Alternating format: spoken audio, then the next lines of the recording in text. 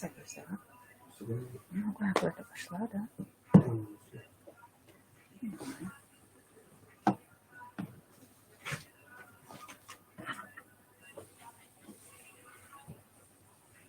Уважаемые коллеги, давайте мы будем начинать нашу работу. Добрый вечер, приветствую всех. Уважаемые коллеги, предлагаю воспользоваться чатом для того, чтобы поприветствовать друг друга, если вы друг друга еще не поприветствовали. И можете обозначить, какую образовательную организацию вы представляете. Уважаемые коллеги, мы с вами продолжаем серию тематических вебинаров, которые посвящены отдельным заданиям единого государственного экзамена по русскому языку. Уважаемые коллеги, мы с вами сегодня обратимся к заданию, которое представлено в контрольных измерительных материалах по русскому языку не только в задании первом. Мы с вами понимаем, что к анализу текста ребята обращаются не только тогда, когда занимаются, собственно, стилистическим анализом текста. Уважаемые коллеги, итак, сегодня мы с вами будем обсуждать разные виды анализов, которые представлены на едином государственном экзамене по русскому языку. И более подробно будем говорить о том, какие приемы можно использовать в работе учителя для того, чтобы подготовить детей к стилистическому анализу текста. Итак, уважаемые коллеги, напомню, что так или иначе, в разном объеме, в разных форматах, но ребята сталкиваются с анализом текста тогда, когда выполняют задание единого государственного экзамена по русскому языку, вот в каких случаях. Уважаемые коллеги, напомню, что тогда, когда дети выполняют задание 2 и 25, когда они подбирают и когда они анализируют средства связи между предложениями, то они, конечно, тоже выполняют анализ текста. И в данном случае их интересует смысловая связь, и эта связь выражена не только лексически, но еще и грамматически. И тогда, когда мы с вами говорим о том, какие лексические и какие грамматические средства использовал публицист или использовал писатель, драматург для создания текста, мы, конечно, с вами обращаем внимание и на то, какие смыслы позволяют нам открыть те средства связи, которые ребенок подбирает.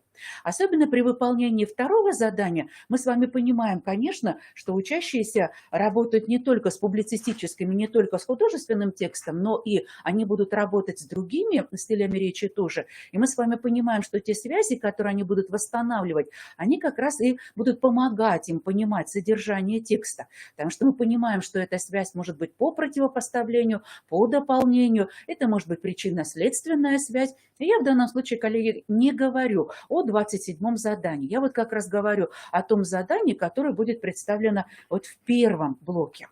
Уважаемые коллеги, мы с вами понимаем, что задание 22 играет очень важную роль. Уважаемые коллеги, те ребята, которые успешно справляются с 22-м заданием, а мы с вами говорим об очередности заданий в формате 2022 года. Это вот то задание, которое предполагает выбор утверждений, соответствующих содержанию текста. Так вот, если ребята успешно справляются с этим заданием, то, в принципе, они уже готовы формулировать проблему, заявленную в тексте, и готовы приводить примеры. Уважаемые коллеги, мы с вами знаем, что те утверждения, которые приведены по тексту, так или иначе в свернутом виде уже содержат те примеры ключевые, на которые авторы, составители контрольного измерительного материала уже обращают внимание читателей, то есть выпускников 11 классов. Поэтому, коллеги, вот на 22 задание нужно выделить особое время для подготовки, проработать множество текстов для того, чтобы ребята уверенно себя чувствовали. Уважаемые коллеги, вот в 22-м задании, если мы с вами вспомним, как формулируется утверждение, мы с вами, конечно, понимаем, что составители контрольных измерительных материалов обращают внимание на то, какие типы речи уже представлены в качестве примеров и как, в принципе, в какой логике развивается коммуникативный замысел автора. Потому что ошибки в этих утверждениях как раз и связаны с нарушением коммуникативного замысла. Потому что неверные утверждения, которые мы видим в 22-м задании, они как раз и предполагают, что неправильно интерпретировано время действия, место действия, связи между героями. А если мы говорим о публицистическом тексте, то неправильно интерпретированы логические связи, которые в тексте существуют.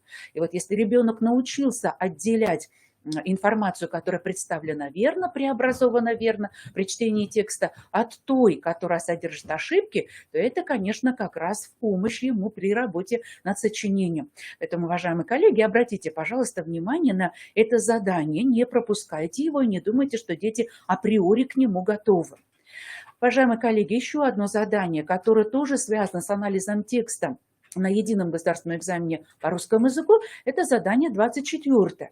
Вот если дети очень четко научатся определять функционально-смысловые типы речи, то они, конечно, будут понимать, что они сейчас работают не просто с элементами описания, а, например, они работают с описанием, с портретом в художественном тексте, и коли на этот портрет в 24-м задании составители контрольных смирительных материалов обращают наше внимание, то этот портрет играет особую функцию, особую роль в этом тексте. Он помогает охарактеризовать персонажа. А это значит, что этот портрет играет ключевое значение при раскрытии проблемы этого текста. И напротив, если, например, дети при анализе в 24-м задании, при выполнении 24-го задания работают с публицистическим текстом и видят такое утверждение в 24-м задании, что в каком-то фрагменте представлена, допустим, вопросно-ответная форма, то мы с вами тоже, конечно, понимаем, что в данном случае речь идет непосредственно о том, что публицист так строит свое рассуждение. Уважаемые коллеги, я не могу говорить. Уважаемые коллеги, обратите, пожалуйста, внимание вот на это задание 24. Оно тоже приучает учащихся выбирать именно те примеры, которые, в большей степени помогают автору раскрыть проблему, поднятую в тексте. Уважаемые коллеги, здесь, конечно, связано со всеми предыдущими задания 26. Мы с вами понимаем, что те выразительные средства, изобразительно-выразительные средства, которые выбирает автор, вот они нужны для того, чтобы воздействовать на читателя, либо эмоционально воздействовать, если это художественный текст, либо, если это текст публицистический, воздействовать еще и, конечно, с точки зрения передачи смысла. Коллеги, мы с вами знаем, что вот ту рецензию, которая дана в 26-м задании, ученик не имеет права использовать вот в том виде, в котором она представлена. Но при этом он имеет право интерпретировать эти цепочки однородных членов, которые в тексте появились не случайным образом. И он имеет право интерпретировать, например, ту инверсию, которая тоже в тексте появилась для того, чтобы раскрыть особые смыслы.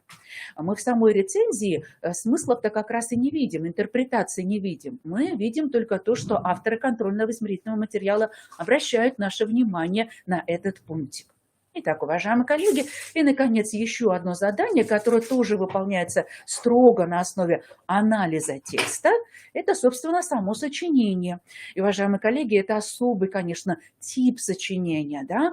Мы с вами понимаем, что, обучаясь в образовательной организации, ученик в 9 классе учится писать сочинение по фрагменту, определяя его смысл, это задание 9.2, учится писать сочинение по нравственно-этическому понятию, это задание 9.3, учится писать сочинение по высказыванию, по цитате, это, собственно, задание 9.1 в 9 классе. Тогда, когда он готовится к итоговому сочинению, он учится писать сочинение по теме, по вопросу и, опять же, по утверждению, а в этом утверждении есть некая морально-этическая оценка вот того явления, о котором дальше ребенок будет рассуждать в сочинении. И вот это сочинение, да, которое у нас есть на едином государственном экзамене по русскому языку, оно тоже специфическое. Оно пишется на основе текста. То есть большая часть сочинения – это, по сути, анализ текста. Специфическая работа, которую нужно готовить детей. И сегодня я вам, коллеги, покажу немного ресурсов. Конечно, их еще не так много, да, в открытом доступе, потому что каждый старается авторские права сохранить в этом смысле. Но, тем не менее, уважаемые коллеги, ребятам, конечно, нужно показывать образцы таких работ, чтобы они понимали, а что значит анализ текста на уроке русского языка, что значит анализ публицистического текста, художественного текста с точки зрения вот как раз определения проблемы этого текста и приведения примера. Уважаемые коллеги, у нас могут быть перебои с интернет-ресурсами, поэтому вовремя загружайтесь, пожалуйста, потому что я сейчас такой перебой тоже заметила. Итак, уважаемые коллеги, продолжим. Работать будем дальше, разумеется, со стилистическим анализом текста, то есть первым заданием. На нем мы сегодня остановимся. И, коллеги, обратите, пожалуйста, внимание вот как раз на перечень этих затруднений. Коллеги, думаю, что вы преподаете, прошу прощения, преподавая, и вы преподаете в 10-х, скорее всего, 11 классах, вы, конечно, эти затруднения тоже заметили. И нам эти затруднения сегодня тоже нужно произнести, для того, чтобы понимать, что вот эти затруднения, то мы с вами и должны решать. Ну вот одно из важных затруднений – это то, что, в принципе, ребята, определяя стиль текста, работая над первым заданием, вообще не формулируют, никак не произносят коммуникативную задачу автора. И неважно, автор это официально-делового документа, а мы понимаем, что это группа авторов, да, это юристы, например, или это автор конкретный писатель, допустим, если это фрагмент художественного текста, да, или это, например, публицист, если мы работаем с публицистикой, или это ученый, если мы работаем, допустим, со статьей в научном журнале или, например, со статьей в энциклопедии. Уважаемые коллеги, так или иначе не проговаривают дети ни про себя, ни вслух, не проговаривают, вот какая задача стояла перед автором. А по сути это очень важный шаг, потому что потом он ведет нас к тому, чтобы мы правильно проанализировали функции данного стиля. Мы с вами понимаем, что у каждого стиля есть свои функции, и одно дело, когда автор нас просто информирует, и другое дело, когда он объясняет нам некое физическое явление или некую химическую реакцию, или же он описывает некое социальное явление, или характеризует социальную группу, или же он старается создать художественный образ, и таким образом, прошу прощения за повтор, он воздействует на нашу эмоциональную сферу и вызывает наше эстетическое удивление или эстетическое, допустим, наслаждение. Итак, уважаемые коллеги, для того, чтобы научить детей определять функции стиля, нужно проговаривать, в принципе, зачем создан этот текст. Конечно, речь идет о теме и основной мысли, которые вот как раз выражены в этом тексте. Уважаемые коллеги, обратите внимание и предлагаю вам в этом смысле поработать, например, с банком данных, которые есть во всероссийских проверочных работах. Коллеги, вот это задание, часть этого задания есть во всероссийских проверочных работах в 4 классе. Уважаемые коллеги, вы удивитесь подборке текстов, которые там есть. Тексты достаточно сложные. Это тексты об исторических событиях. Я, например, брала тексты о нашествии Наполеона на Россию в 1812 году. Это тексты о природных явлениях, например, о вулканах и о льде, как о природном тоже явлении. Коллеги, обратитесь, пожалуйста, к этим интересным материалам, потому что они будут очень актуальны и в 9, и в 10, и в 11 классах, тем более, что тексты уже подобраны.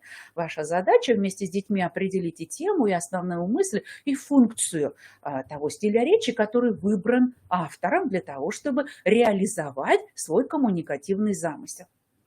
Уважаемые коллеги, второе затруднение, с которым сталкиваются ребята, это вообще отсутствие попыток хоть как-то характеризовать лексические особенности текста. А мы с вами понимаем, что функциональные стили предполагают работу вот как раз с лексикой. И мы с вами понимаем, что нужно обсуждать с детьми о том, в каком значении по преобладанию употреблены слова в том фрагменте, который нам дан для анализа.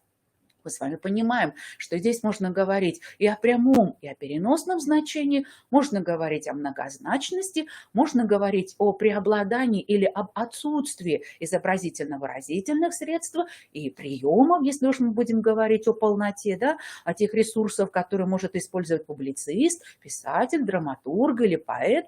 Уважаемые коллеги, конечно, нужно обращать внимание на стилистическую окраску тех групп слов, которые употреблены в этом тексте. И, коллеги, если уж о стилистической окраске, например, слов просторечных дети имеют представление, то, как правило, они с большим трудом находят, например, общеполитическую такую лексику, да, и с трудом осознают, что это, в принципе, тоже окраска, которая характерна для публицистического текста. Уважаемые коллеги, конечно, кроме того, что мы делаем такие стилистические пометы непосредственно в тексте, нужно еще и говорить о том, а какую роль играют эти группы слов в тексте. Коллеги, каждый раз, когда мы обращаемся к роли тех или иных ресурсов языка, мы, конечно, еще раз видим, что дети текст проговаривают, то есть они погружаются в его содержание. Поэтому каждое задание здесь будет уместным.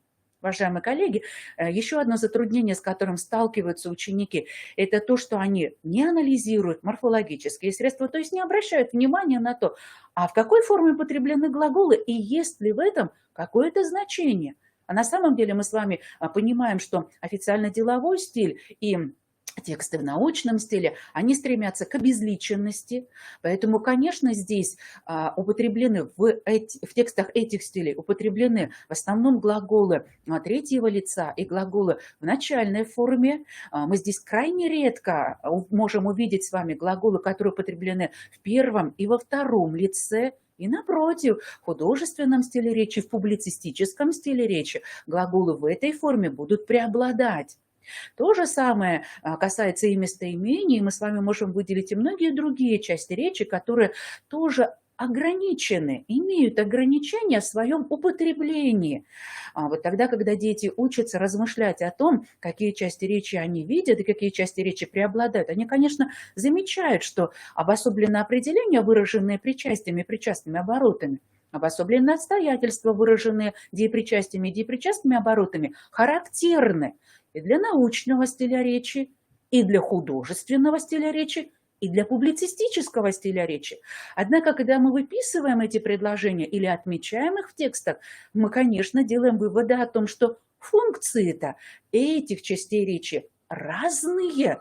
И в научном стиле речи, коллеги, извините, и в научном стиле речи у них одна функция, а вот в официально-деловом стиле речи, публицистическом и художественном, эти же обороты и эти же части речи играют другие функции. И мы опять приводим детей к первому пункту, к тому, для чего текст создан именно в этом стиле речи.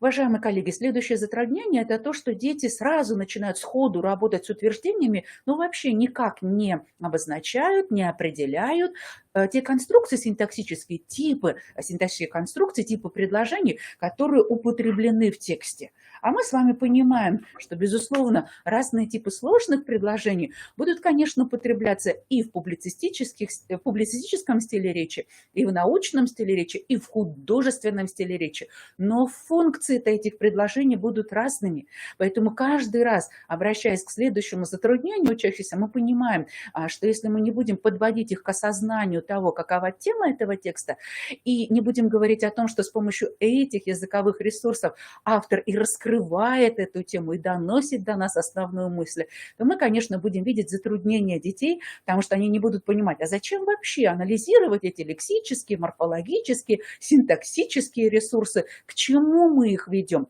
Поэтому, чтобы добавить смысла, особый смысл при выполнении этого задания, обговаривайте, пожалуйста, с детьми, что эти ресурсы тщательно обговариваются для того, чтобы раскрыть коммуникативный замысел, автором подбираются. Ну и, наконец, уважаемые коллеги, мы с вами понимаем, что и работа с композицией текста, а, как правило, это затруднение, с которым сталкиваются ребята, она тоже очень важна, потому что мы осознаем с вами, что по большей мере, большая часть текстов, которые созданы в публицистическом стиле речи, будет из себя представлять рассуждение. Конечно, рассуждения разные. Это может быть рассуждение объяснения, это может быть рассуждение обоснования, это может быть рассуждение размышления, но это все равно будет рассуждение по преобладающему типу речи. Поэтому, уважаемые коллеги, смотрите еще раз на затруднения, и вот от этих затруднений мы дальше с вами будем отталкиваться и рассматривать конкретные приемы, которые можно будет использовать. Итак, уважаемые коллеги, посмотрите, пожалуйста, позволю себе представить вам общую схему стилистического анализа текста.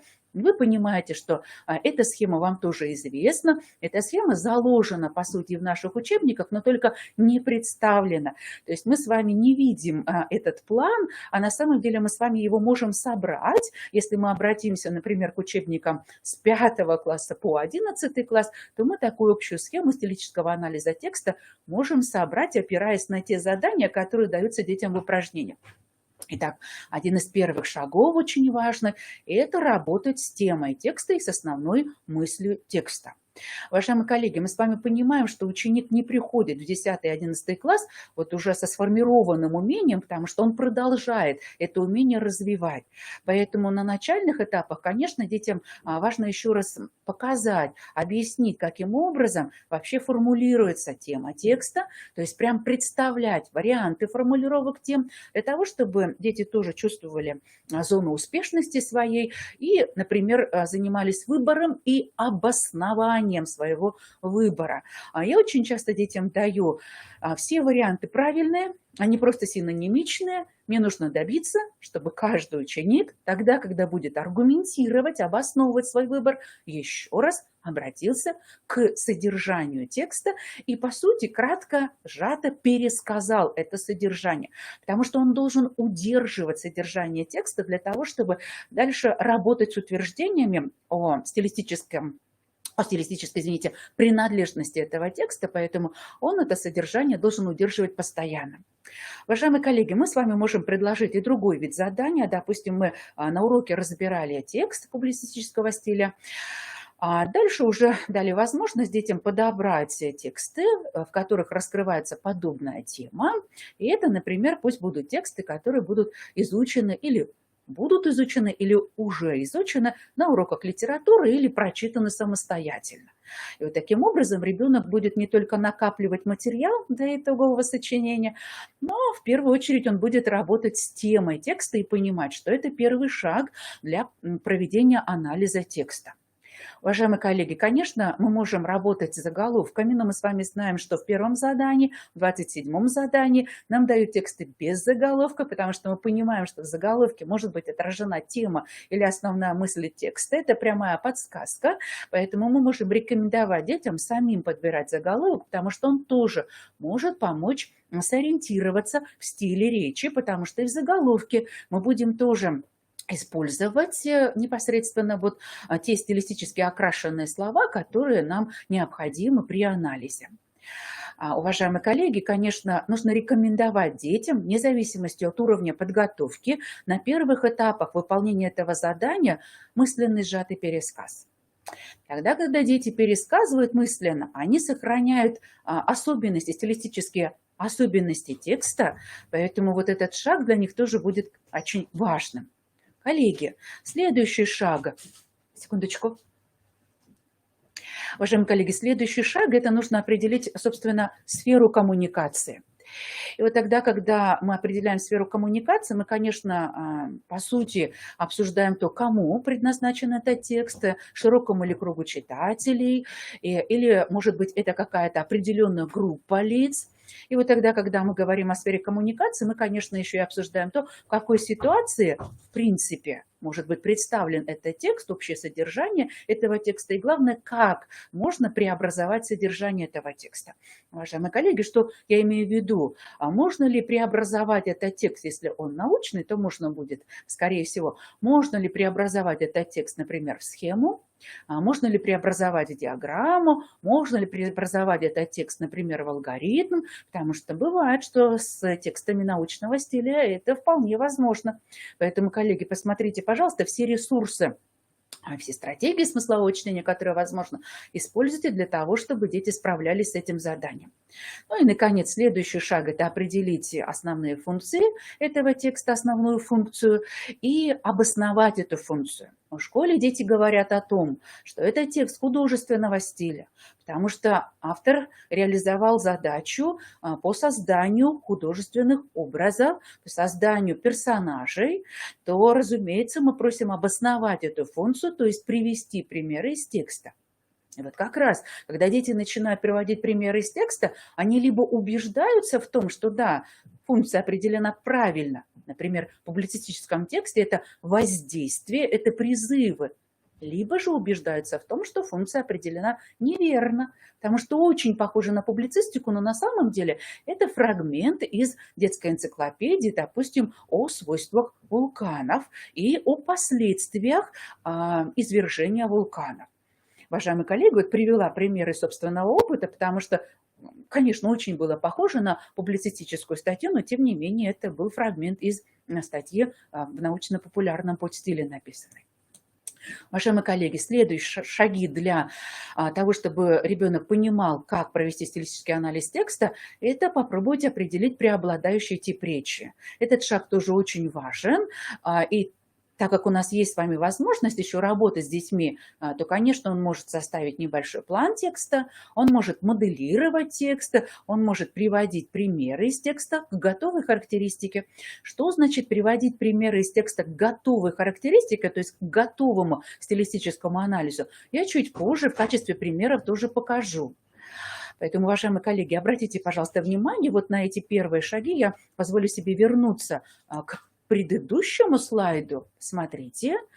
Итак, мы определили тему текста, мы определили сферу коммуникации, мы определили основные функции, мы определили преобладающий тип речи и еще раз возвращаемся к теме, уточняем. Потому что бывает, после этих шагов дети действительно уточняют тему текста и говорят, так все-таки в этом тексте говорится о двигателе внутреннего сгорания. Ну, сейчас я просто привяжу такой пример, но тем не менее, этот шаг тоже очень важен. Еще раз возвращаемся к уточнению темы текста. Ну и дальше, коли мы уже уверены в теме текста, и коли уверены в том, что мы правильно определили функцию текста и подтвердили свою гипотезу о том, что мы правильно определили изначально стиль речи, мы можем уже подтверждать свой анализ характеристика лексических средств, морфологических средств, синтаксических средств и других стилистических особенностей. Итак, уважаемые коллеги, дальше мы продолжаем работать с текстами. Теперь уже, собственно, анализируем лексику, морфологию, преобладающие части речи, и преобладающие синтаксические конструкции в этом тексте. Итак, уважаемые коллеги, вот такова общая схема стилистического анализа текста. И мы с вами давайте продолжим с опорой на эту общую схему.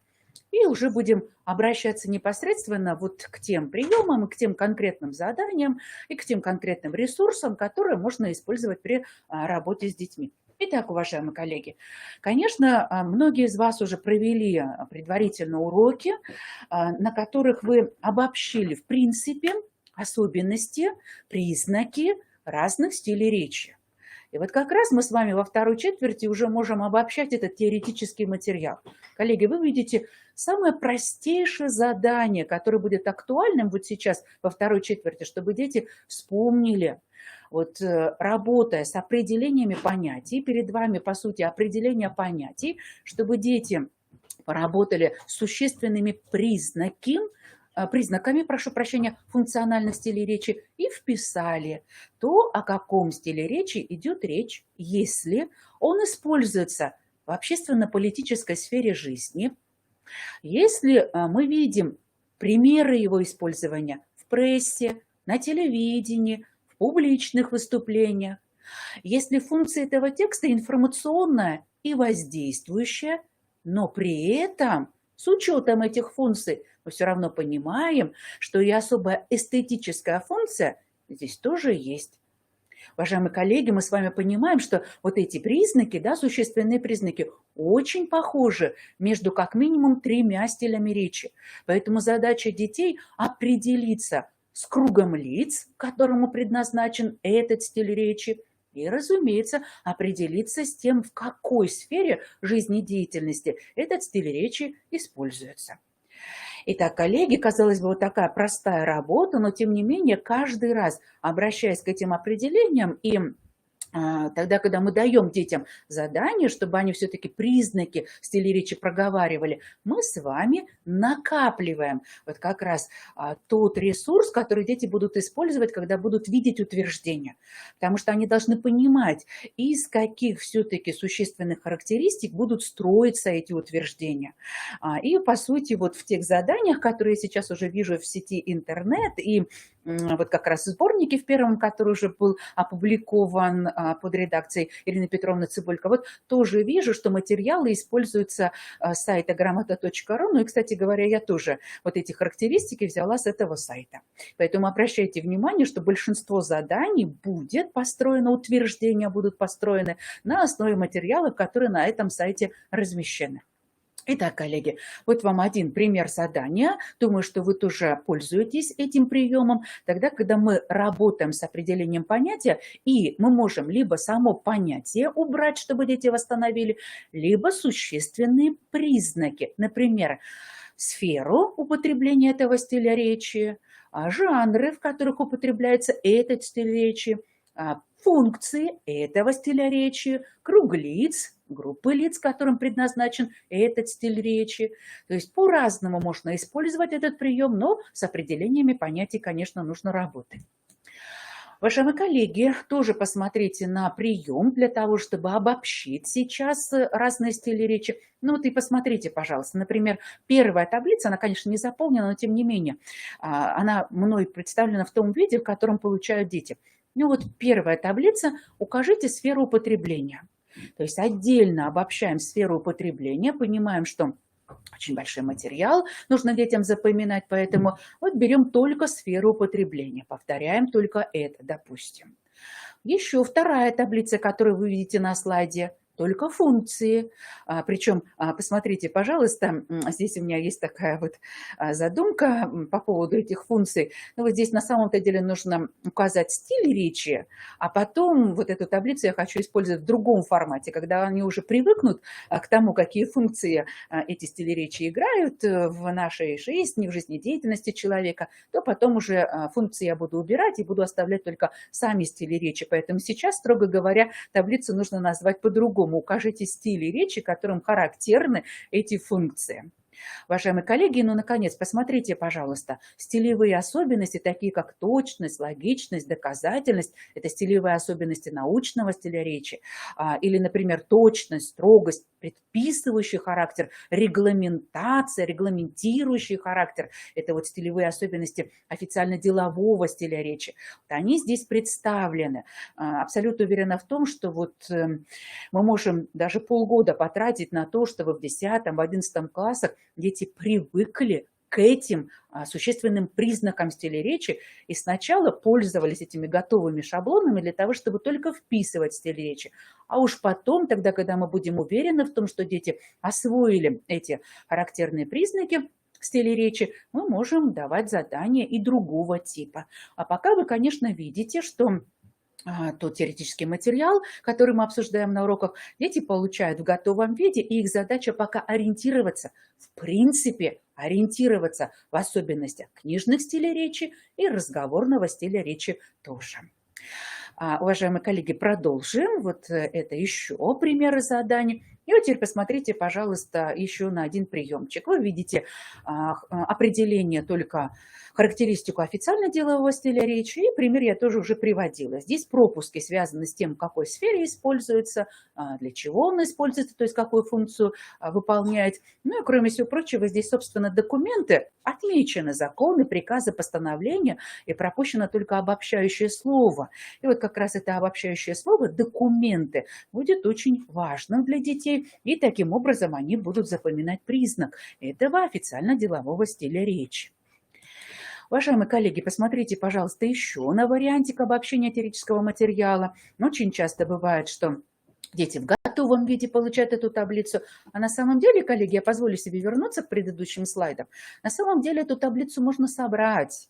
Да, это сложный труд, но тем не менее, пусть уже эту таблицу дети собирают поэтапно. И вот посмотрите, пожалуйста, эта таблица собрана. Здесь, по сути, представлены стили речи, книжные стили речи, разговорные стили речи, И эта таблица здесь не завершена, но мы с вами понимаем, что мы можем говорить о сфере употребления, о стиле, о стилевых особенностях и дальше уже о лексических, морфологических, синтаксических ресурсах. То есть эту таблицу можно дальше продолжать, но рекомендую все-таки ее постепенно накапливать, не давать ее в готовом виде, в распечатанном виде. Тогда, когда дети ее постепенно накапливают, они, конечно, к своему труду начинают относиться, ну, с большим уважением, что ли, ценят свой труд.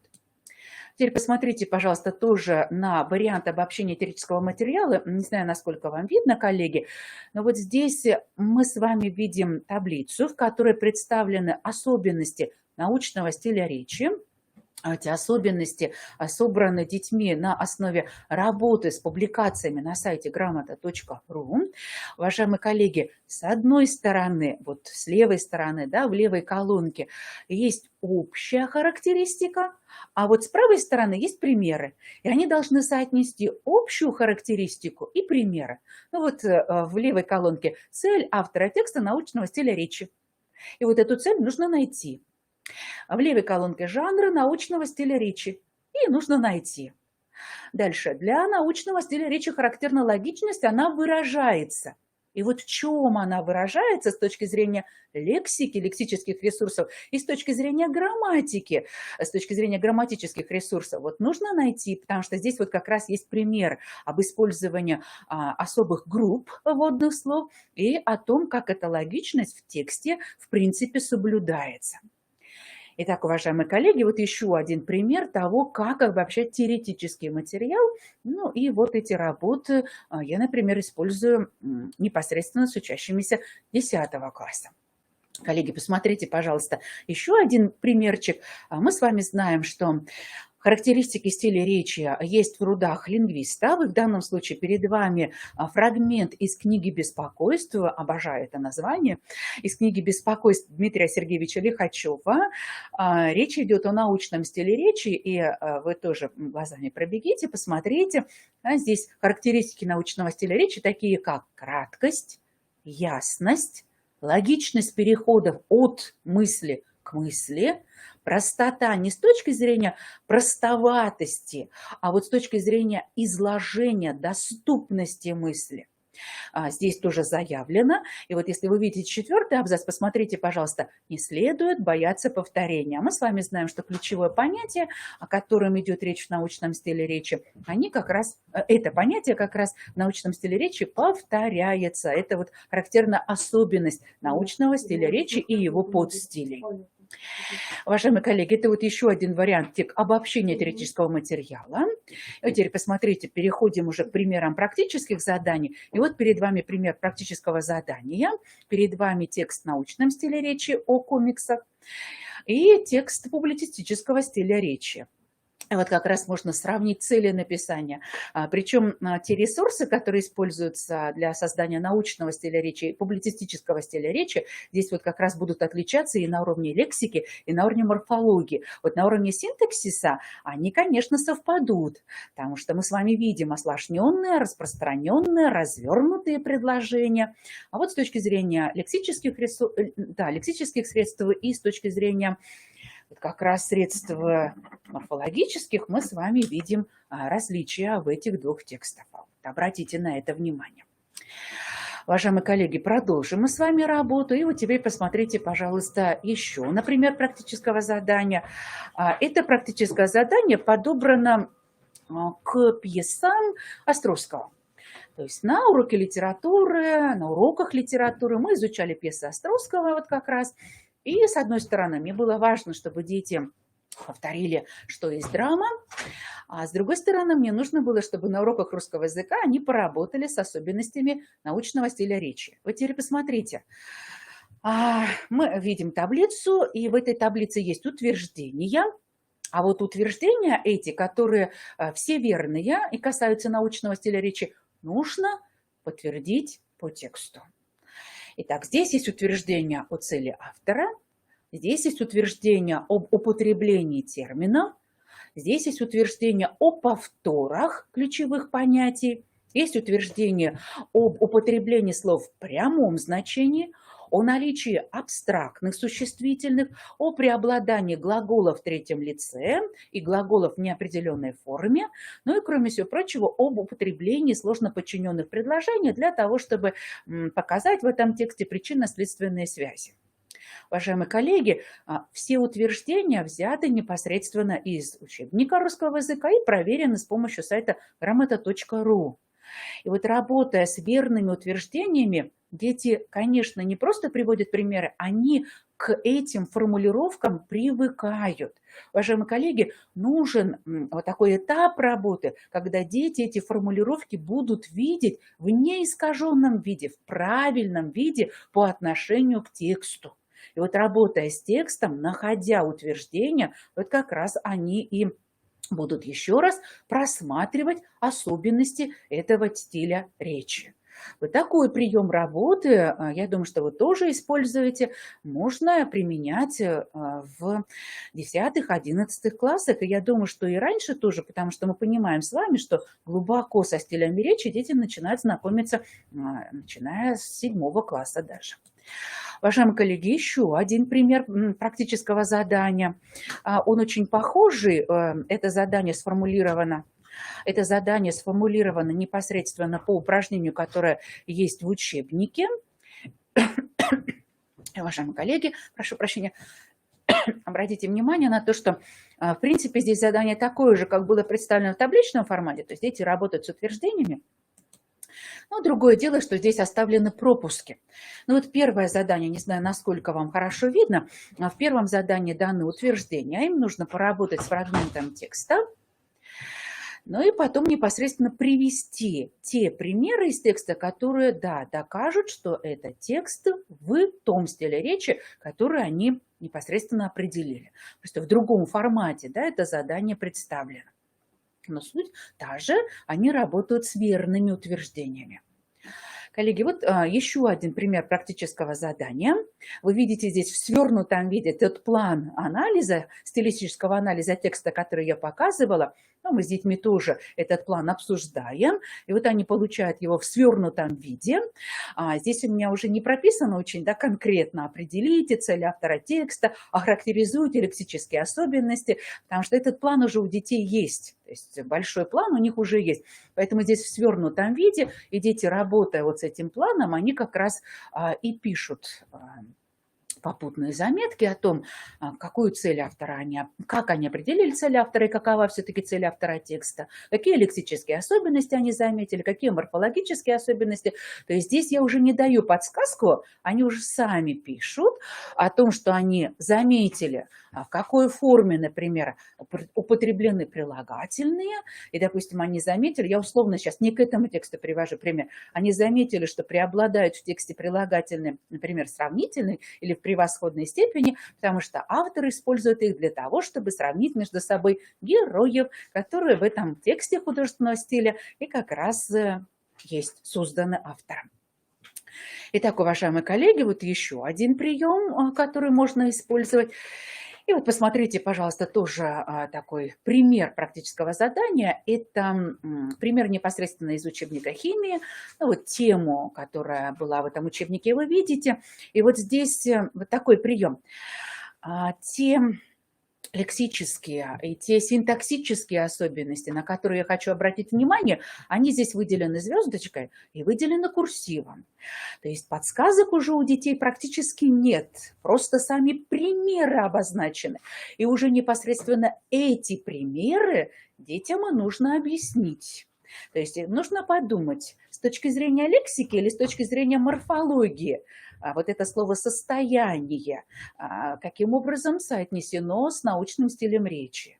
Или вот превращаясь в пар, или изменяя агрегатное состояние. Вот это задание посложнее, но оно позволяет детям, опять же, актуализировать теоретический материал и делать выводы по поводу того, почему вот эти слова, эти обороты употреблены в этом тексте.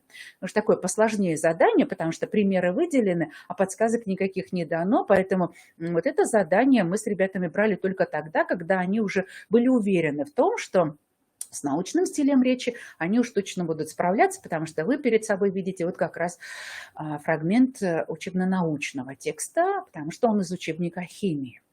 Уважаемые коллеги, вот еще один пример. И посмотрите, пожалуйста, подобные примеры вы тоже видели. Вот это, собственно, примеры вот как раз тех утверждений, которые тоже даны к тексту. Детям нужно привести примеры слов, словосочетаний, номеров предложений. И вот все задания, они даны по одному тексту.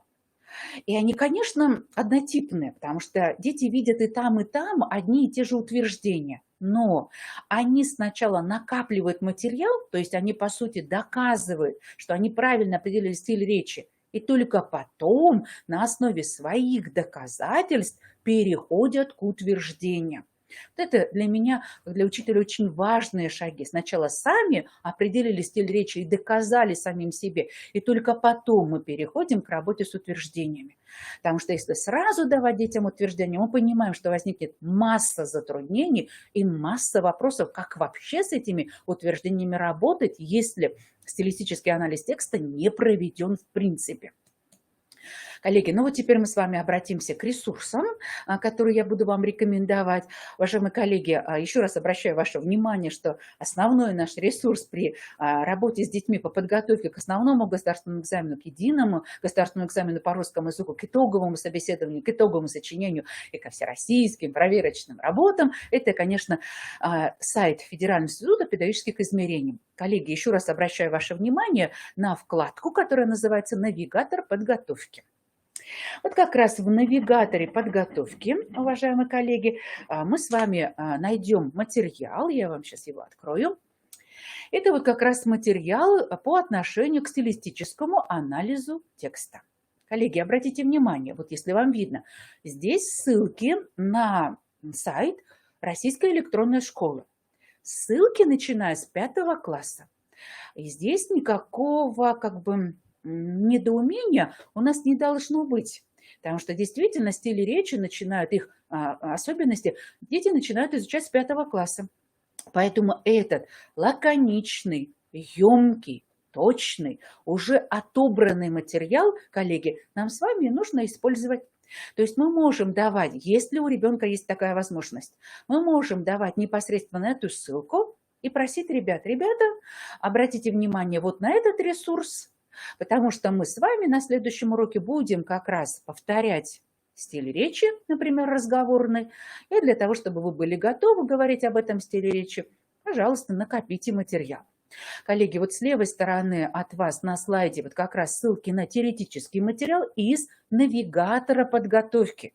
То есть тогда, когда вы открываете навигатор подготовки, вы находите вот как раз перечень этих ссылок для того, чтобы дети дальше работали вот в этом разделе. Напомню, что в этом навигаторе подготовки ссылки даны по разделам.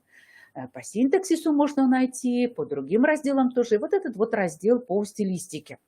Коллеги, а с правой стороны на слайде вы видите ссылки на задания. Когда вы будете переходить, здесь рановато перещелкнула, тогда, когда вы будете переходить, вы будете видеть задания, которые использовались на едином государственном экзамене в предыдущие годы. И это абсолютно нормально, коллеги, потому что и эти задания тоже готовили к стилистическому анализу текста.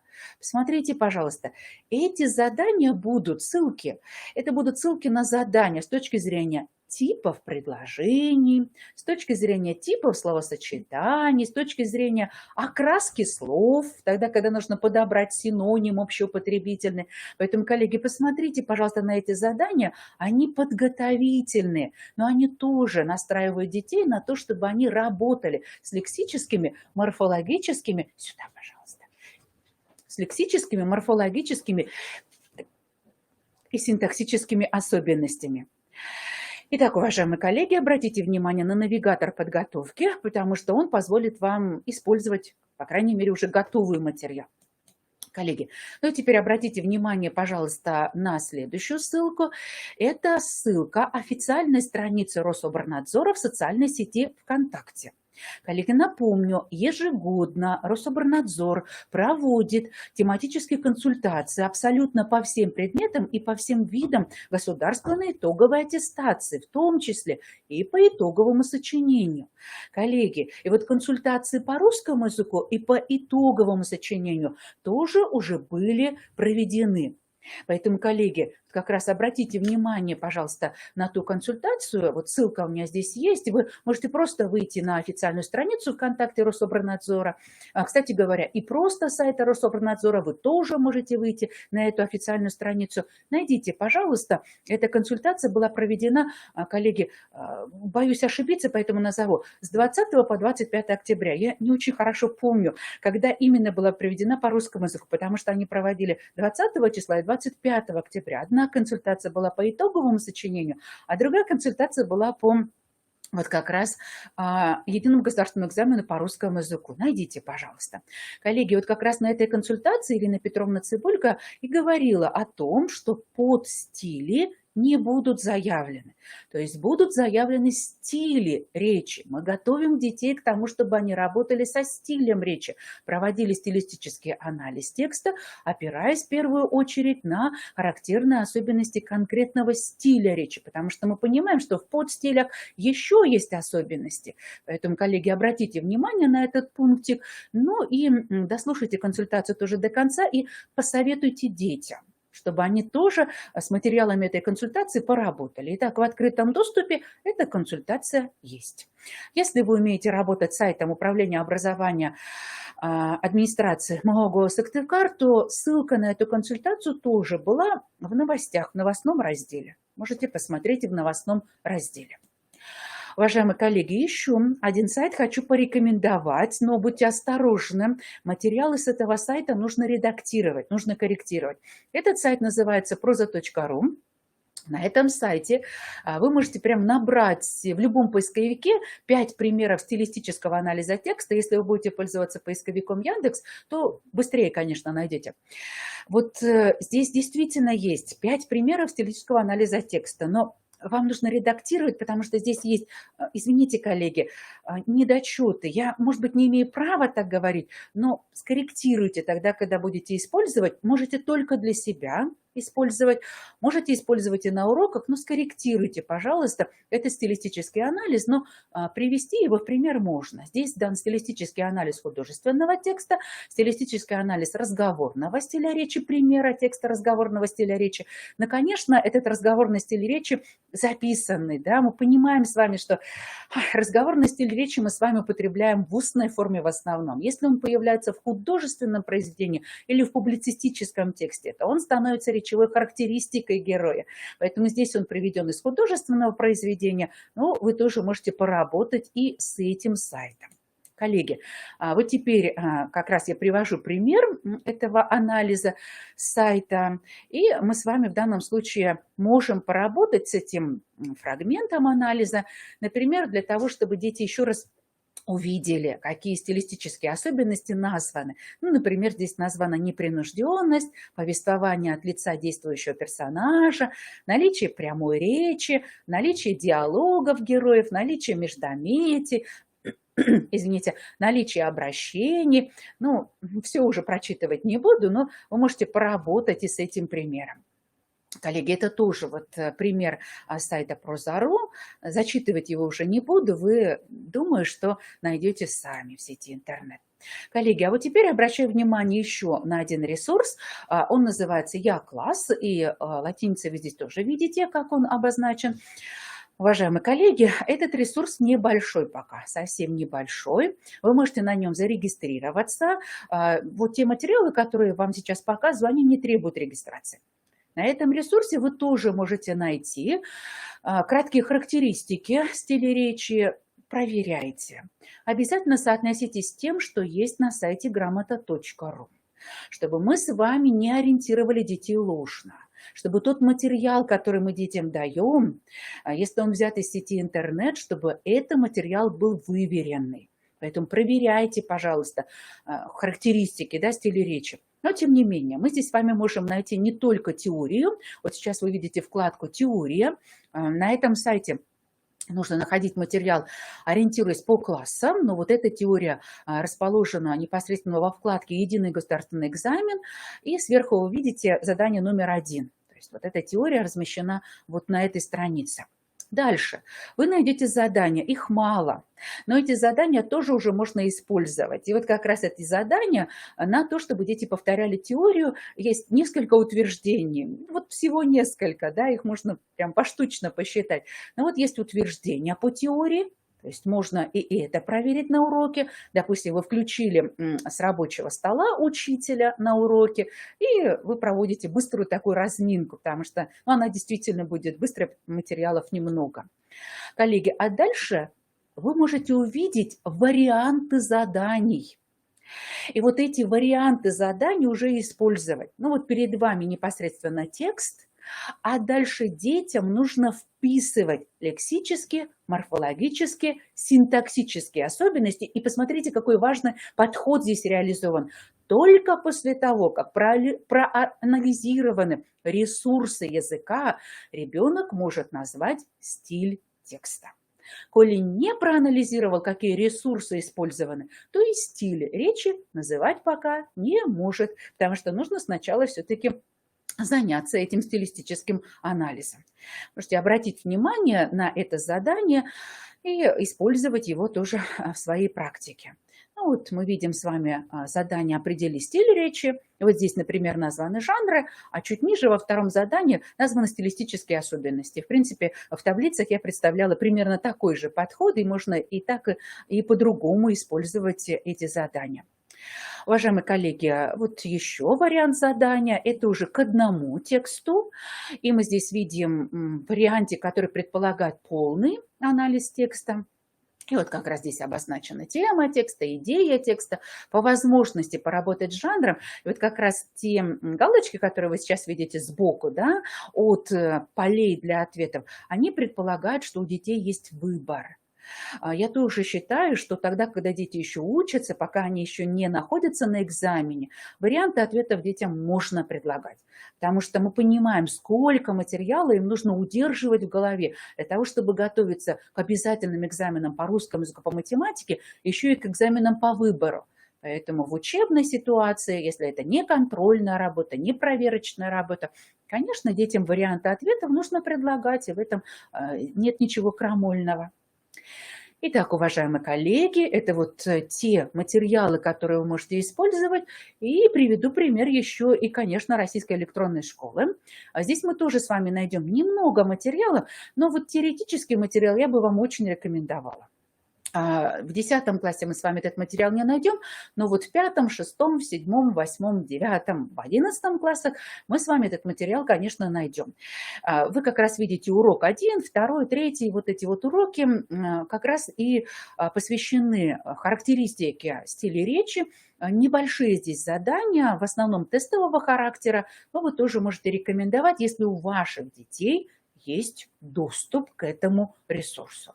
Вот если доступа нет, то рекомендовать мы с вами, к сожалению, не можем. Итак, уважаемые коллеги, мы с вами сейчас будем завершать работу. Коллеги, будет здорово, если сейчас в чате вы поделитесь своими мыслями по поводу того, а какие еще ресурсы вы бы рекомендовали коллегам, чтобы они использовали. Может быть, у вас есть какие-то свои лайфхаки при работе с этим заданием, потому что оно действительно одно из сложных, оно предполагает тщательную работу учащихся. Коллеги, если есть вопросы, если есть рекомендации, то, пожалуйста, в чате отметьте. Если у вас есть еще какая-то потребность для того, чтобы выразить свое отношение ко всему, что было представлено, то тоже, конечно, можете отметить.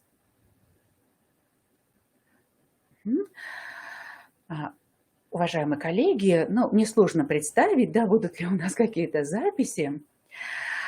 Уважаемые коллеги, благодарю вас за ваш отклик.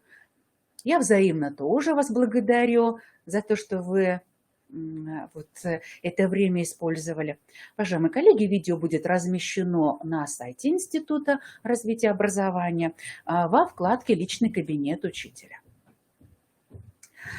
Уважаемые коллеги, я желаю вам успехов в подготовке ваших учащихся к этому заданию. Всего доброго, коллеги. До свидания. Да, уважаемые коллеги, вот здесь коллега пишет из 28-й школы. Уважаемые коллеги, да, если зарегистрироваться, и, во-первых, если обновлять класс, если зарегистрироваться еще, конечно, заданий появляется больше. Ну, другой вопрос, что они будут одного и того же типа. Ну да, согласна с Ольгой, я прошу прощения, запамятовала отчество. Согласна с тем, что на класс можно найти и еще материалы, но нужно обновлять страницу. Коллеги, больше не вижу ни вопросов, ни рекомендаций. Уважаемые коллеги, всего доброго. До свидания.